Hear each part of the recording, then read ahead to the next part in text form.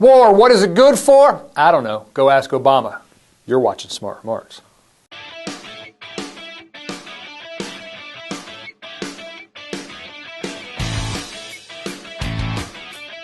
So by the time you see this, we might already be bombing Syria. Obama said it's only really a matter of time because Assad used chemical weapons and the international community must respond by getting involved in yet another war in the Mideast. That's a great idea, don't you think? Because our wars in the Mideast in recent years have been so successful, and really, what could possibly go wrong? Except for the fact that the price of oil is already surging. Israel might get drawn into the fray. Russia and China have lined up behind Syria. And really, what actual proof do we have that Assad's troop used chemical weapons in a war that he was already winning? Why would he do that if by doing so he would only invite Western intervention? But, we've brushed aside such concerns. John Kerry pronounced the other day that it was undeniable that Assad had used chemical weapons, and I thought, undeniable. Well, that's kind of familiar. I seem to remember Colin Powell saying something similar about Saddam Hussein and WMDs.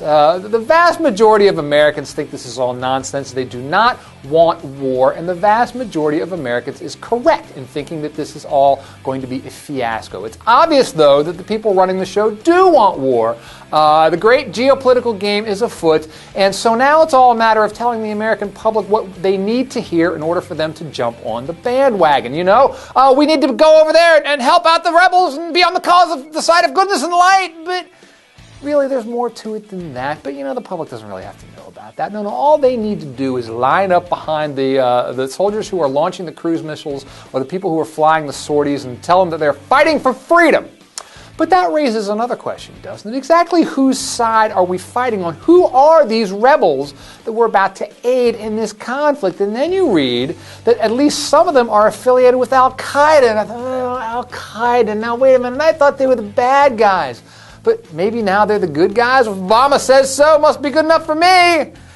The public is rightfully war-weary. The public knows that wars cost money. We don't exactly have a lot of that sitting around these days. The public does not think that the cause of the rebels, whomever they are, is worth the price of one American life. There comes a time when our country needs to butt out of other countries' affairs. But see, this is the Mideast, and we'll never butt out of events there because we need the energy. Our multinational corporations need the profits from the energy. Our best friend forever, Israel, is there. So we're going to intervene. We're going to intervene in Iraq. We're going to intervene in Libya. We're going to intervene in Syria. We're going to intervene in Iran.